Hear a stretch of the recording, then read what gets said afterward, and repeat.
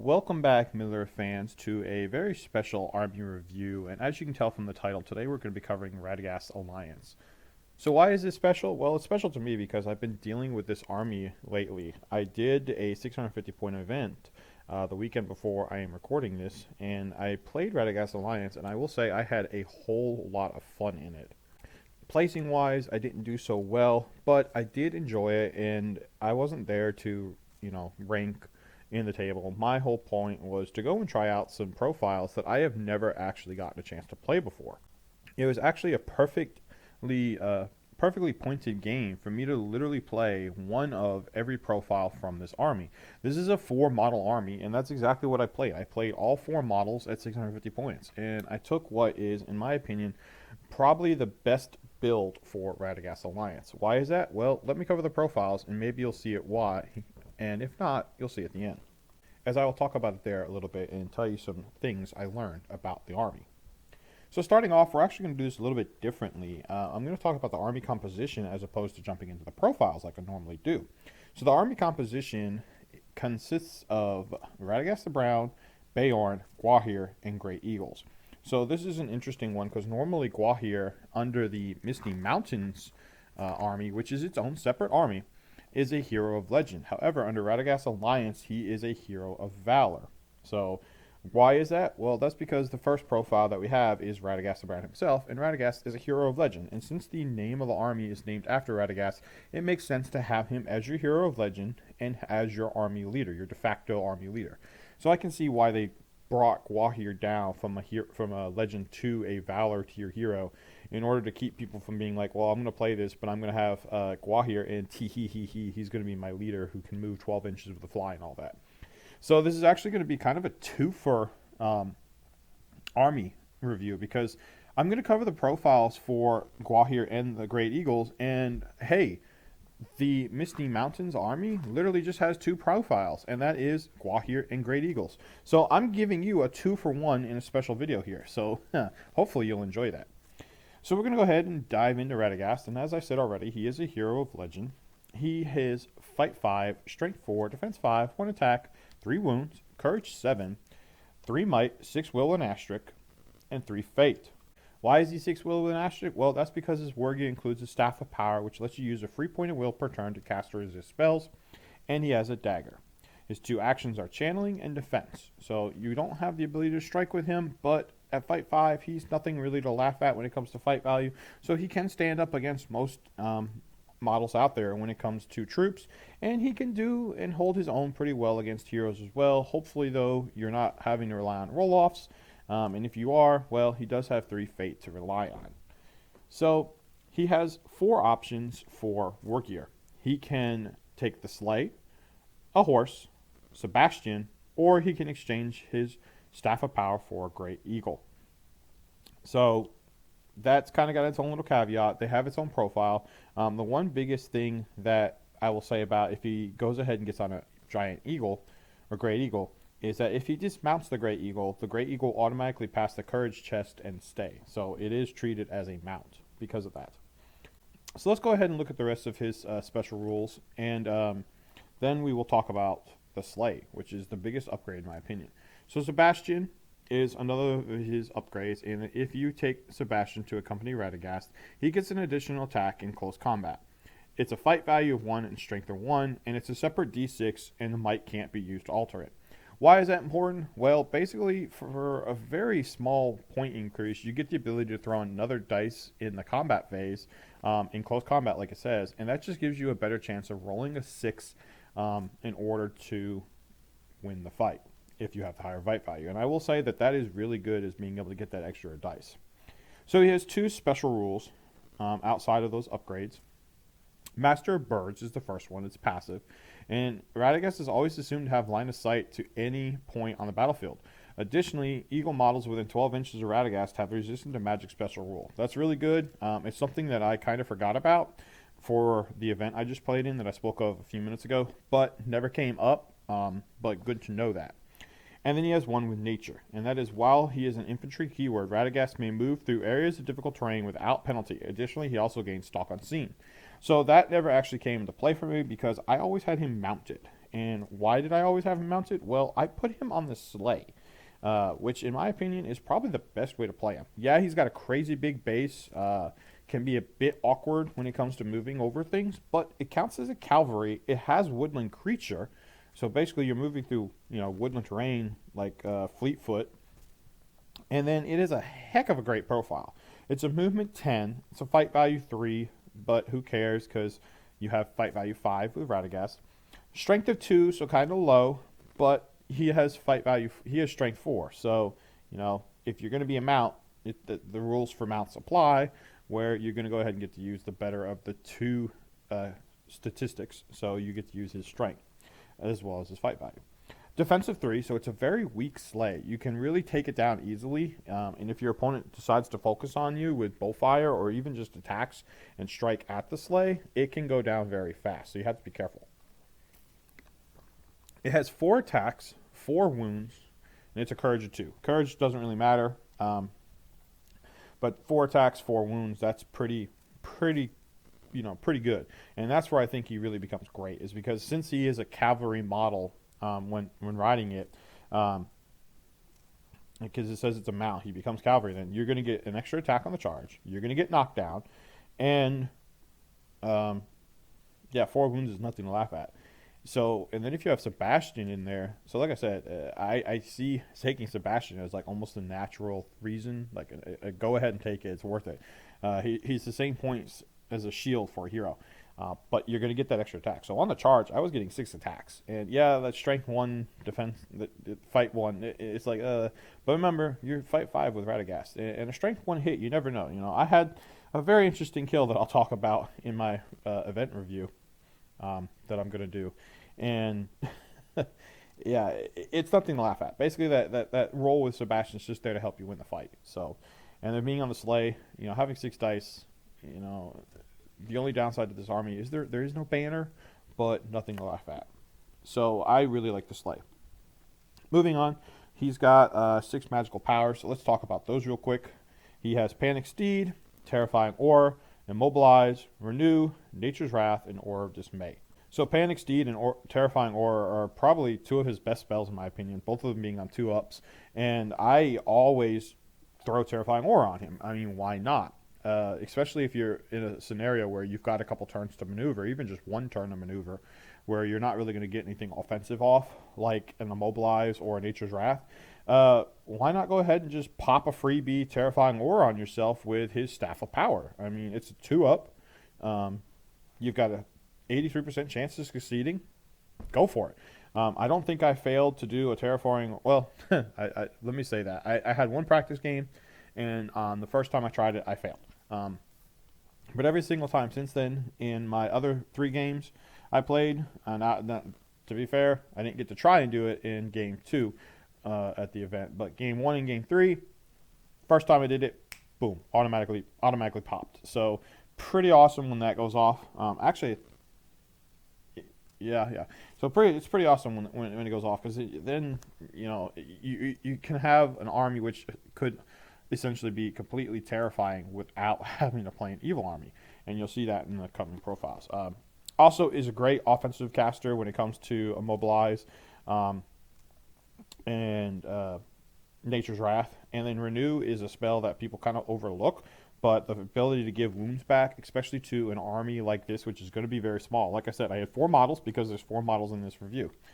And losing one of them can really hurt. So having the ability to pop Renew is pretty cool. And it's on a low roll as well. It's a 3-up. So you can 1 dice that and just take the risk of getting it or not getting it. Especially if you've already popped Aura of Dismay. I'm sorry, not Aura of Dismay. Terrifying Aura, and you're trying to keep that 1 will in your pool in order to always have that on. So Radagast, really great profile, really cool on the sleigh, really fun to play. Let's move on to the next one. And that's going to be Beorn. And Beorn has a lot of rules. So he actually has 2 different profiles. He's got Beorn Man Mode and Beorn Bear Mode. So we'll talk about the man, and then we'll swap over to the bear. So as a man, or just Beorn in general, he's a hero of valor. He has man infantry hero keywords, and then in bear form he gains bear monster infantry hero. So that's kind of interesting. He swaps out man for bear. So there are some things that specifically, like, say, man models. I guess there you go. And then he is a monster, so he's going to have the ability to do monster strikes. But as a man, he's fight 6, strength 5, defense 5, 3 attacks, 3 wounds, courage 6, 3 might, 3 will, 3 fate. He has a 2-handed axe. He can do heroic strike, heroic strength, and heroic defense. He has burly, so you're going to go 2-handed with that 2-handed axe without taking the -1 penalty. He has fearless. He has resistant to magic, and he has woodland creature. So really good special rules for him. Having resistant to magic as well as 3 natural will. You're not really worried about, minor spellcasters, the shamans and stuff. No big deal. Having more to worry about, like wraiths and good casters if you're playing a good versus good game. Woodland creature is great because he's moving through tree, woodland terrain, and that's probably one of the most common terrains you see out there is woodland terrain. And then his final special rule is Skin Changer. And to change Beorn's form, the controlling player may roll a d6 at the start of Beorn's move. On the roll of a 4, might be used to modify it, Beorn changes shape from a man into a bear, or vice versa. Replace the Beorn model with the bear, or the bear model with the man. Beorn may then continue with his move as normal, including making charges. Beorn cannot change form if there is an enemy model in base contact with him. So, you got that going on. And I will say, I did my 1 practice game with this army, and in 4 turns in a row, I failed to change, and it wasn't even worth trying to might because my 4 rolls were 1s and 2s. Didn't see any reason to spend 2 points of might when I rolled the 2s to try and get a 4. Of course, he did get squished by a Belrog, so in man form, so maybe might have been worth it. Moving on is the bear. He has a different profile. He actually goes up to movement 8, which is really good. He is fight 8 now, strength 8, defense 8, 3 attack, 3 wound, courage 6, and his might, will, and fate transfer over from what he was as a man. So if he had 2 of each left as a man, it becomes 2 of each left as a bear, and vice versa. Special rules, still has burly, still has fearless, has resistant to magic still, terror now is added, and woodland creature is still there. So he has his own personal special brutal power attack, and that is called Crushing Strength. If Beorn wins a duel, instead of striking as normal, choose a losing model. That model immediately suffers a strength 10 hit. If the to wound roll is successful, the victim suffers another strength 10 hit, and so on, until the victim is dead or Beorn fails to wound his victim. Now, I did this 1 time against Elendil, and after my second, I failed after my first. So it's kind of one of those things where it's like, yeah, I can see this being really useful, which I have. I've seen him kill a Belrog with it between a couple friends game. But the 1 time I did it, he did a single wound, and then after that he failed, because that's just my luck. Now, you can use might to affect that to be successful. It has been answered in an FAQ. So an FAQ, if you roll a 2, say you need a 3, strength 10, you're going to wound most things on 3s or 4s. So say you roll a 2, needing a 3, you can might it up to 3. It is now a successful wound, and you can continue. Also, fate can stop a wound, but it was a successful wound roll because you did do the wound, and therefore you can also continue to roll from there on out. That was also added in an FAQ. Then he has 2 other rules. The Skin Changer one we already covered, and then Berserk. And that is Beorn must charge an enemy if able, and he cannot take part in a stand fast or heroic actions of other models, and they may not use his. So that one, I kind of forgot a little bit when I played, but I also kind of remembered it. Like him calling a heroic move, not really great because he's the only one who can do it. Having heroic moves called around him, also not really great. That being said, in Radagast Alliance, he doesn't have monstrous charge like he can in the Beorning's Legendary Legion, which we'll talk about in the future. So him not getting to charge is not that big a deal. He still has terror, so it makes it hard for him to be charged. So those are the 2 profiles, and that is the 2 profiles straight from Radagast Alliance. Now we're going to go ahead and talk about the 2 profiles from the Misty Mountains. And these 2 are obviously included, but like I said, you kind of get in a 2-for-1 here. So Gwahir is the one and only hero from the Misty Mountains. He is a hero legend normally, but in Radagast Alliance, he is a hero of valor. He is fight 8, strength 6, defense 8, 2 attack, 3 wounds, courage 6, 3 might, 3 will, 3 fate. He has claws and beak for war gear, so he's not worried about shatter shamans, because shatter shamans can't shatter claws and beaks, as it was stated in the FAQs, which were put into the new rulebook. And then he has heroic strike, strength, and defense. He has fly, monstrous charge, and terror. And then he has Lord of the Eagles, and that is only Eagle and Wizard models may benefit from Gwahir's Standfast or benefit from his heroic actions.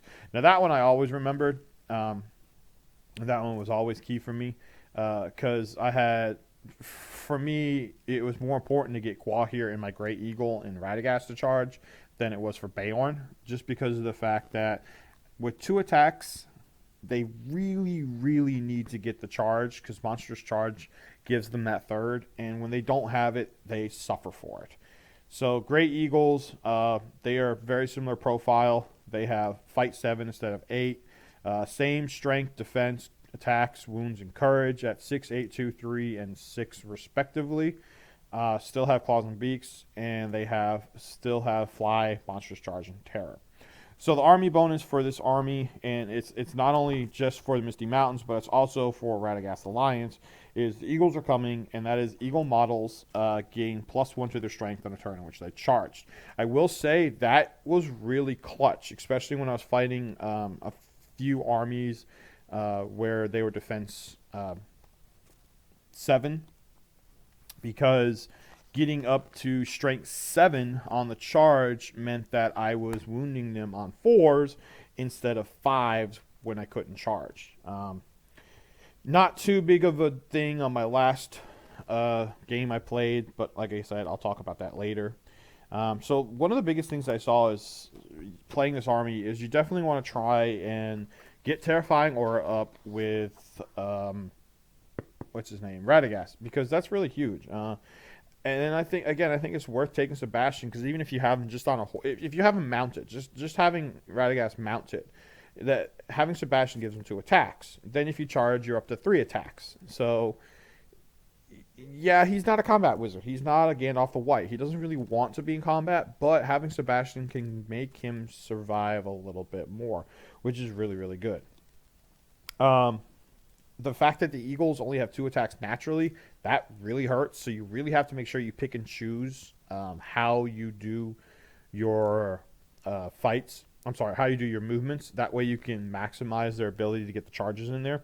And then you also have to make sure you watch where you maneuver your guys, because, like I said, Beorn doesn't affect other models with his heroics and is not affected by other models' heroics.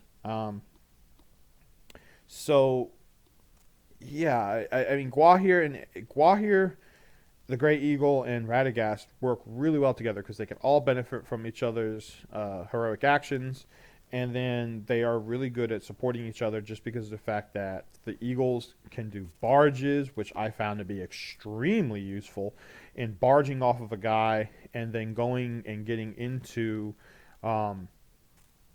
support Radagast. So that really helps when you have 9 might in this army. 650 is exactly the best points levels to play this, in my opinion, because Radagast on the Slave with Sebastian is perfectly pointed out to go with Beorn and a Great Eagle and Gwahir. And so they all really work well together. If you go any other points level, this army really starts lacking, in my opinion. Even if you drop the sleigh for a horse, you still can't do 600 points, because that would put you at 610. I will say that. You can't even drop Sebastian off and be like, okay, you can still take him on a horse. No, sorry. So if you drop the sleigh, well, hold on a second. So sleigh, yeah, I'm still right. Yeah, never mind. Don't listen. Yeah, I'm still right. Try to do some mental math without doing actual math. I really found that 650, I got really lucky. The 650 is probably the perfect one area to play at. Now, you might be of the mindset that having him on that sleigh is not a good thing, because of the fact that he can get trapped in, like I said, based on terrain. So putting him on a Great Eagle for the same amount of points, now you have to drop Sebastian, As the Slay, well, okay, so putting him on a Great Eagle has the same amount of points as the Slay and Sebastian. There we go. Because the Slay and Sebastian cost the same as taking the Eagle upgrade. Some folks might find that useful. I have seen it done, and it is pretty cool.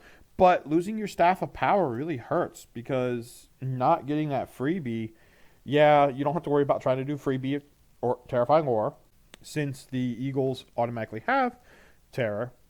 But then you don't have that extra will there.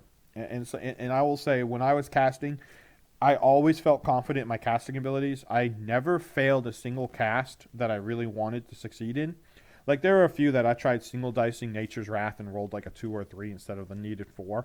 And it's like, okay, well, it's not a big deal because it was one of those things where it was usually late game. I wanted to maintain my Terrifying Aura, so I didn't spend the last point from my pool. And while it would have been good to have it go off, it wasn't completely necessary for what I needed to do. It would have just been one of those things where, like, it helps secure me in my ability to not have to worry about an enemy potentially winning a fight and wounding me. And I will say Nature's Wrath is really good for that. I really saw Radagast coming into huge play, popping a Nature's Wrath, knocking guys over, and then charging in against 2 or 3 of them, depending on how you can get that Slay base in there. And usually killing. Now, the one time I had problems killing with him was my game 3. Higher defense things, defense 7, defense 8. He's going to suffer trying to wound. But in defense 5 and defense 6 range, I mean, he was my killer. My one practice game I played against Warrior Goblins, and he probably killed more models on his own than Aorn, the Grey Eagles, and the Grey Eagle and Gwahir combined. And that's saying something. Of course, Bayorn got squished in that game by the Belrock, like I was said before. So that's the 4 profiles from the list. Let me take a quick look, and let's talk about the Allies Matrix. And the only green ally they have is the Misty Mountains. And like I said, it doesn't really make sense to me. I mean, I guess you could go ahead and take them. And then Gwahir could be a hero of legend. So you could have Gwahir, but I don't know. It's one of those weird things, like, if you're going to include the model in the army and then also make them green allies, yeah, I don't know. It's weird. But that's the only green ally they have is the Misty Mountains, which makes sense. And then they have yellow allies with a number of them, with 11 different armies. And let's see, what can they be?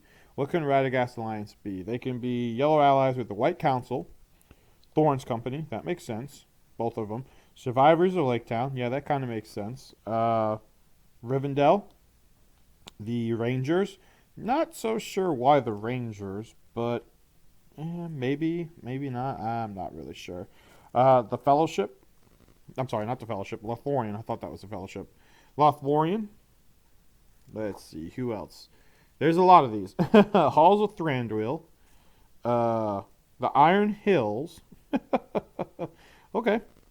Well, yeah, those make sense too. Let's see. What's the next one? Garrison of Dale. That's an interesting one. I'm not really sure why they're allies there. Fangorn, that kind of makes sense. And Erebor Acclaimed, that makes sense. And Army of Lake Town. So, kind of interesting who they can be yellow allies with when it comes to Radagast Alliance. But, yeah. I still don't see, unless you're just trying to look to ally in Bayorn. Well, I guess that would make sense because Bayorn's allies in a lot of those. Because I think of Radagast Alliance strictly from, Radagast perspective. But, yeah, Bayorn is there, and he is a big part of the army. So I'm sure a number of those yellow allies are based off the fact that you do have Bayorn in the list. So that is going to conclude my 2 army review of Radagast Alliance and Misty Mountains, primarily looking at it from Radagast Alliance perspective. I hope you guys enjoyed. A little bit longer than I expected, but these are 4 really great profiles, 4 really fun profiles. They do take a lot of meticulous, I want to say meticulous, but you do have to put some thought into your movement. You can't just be like, haha, I have 4 big monsters, or 3 big monsters and a badass spellcaster that I can come and hit you with. No, you got to do a little bit of maneuvering. You got to do a little bit of thinking. You can't just recklessly go with abandon and try and wreck your opponent. It's not going to work because that's not how they work, especially with certain rules like Lord of the Eagles only affecting Eagles and Wizards, and Beorn's Berserk only affecting himself. But thanks for watching. If there's an army you'd like to see, let me know, and I will try and get it in for you. Until next time, take care and enjoy your hobby adventure.